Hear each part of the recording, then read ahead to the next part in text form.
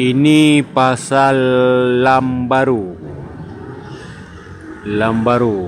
Aceh Raya, Aceh Besar.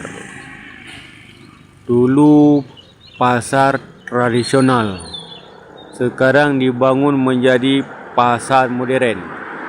Dari pasar tradisional beralih menjadi pasar modern.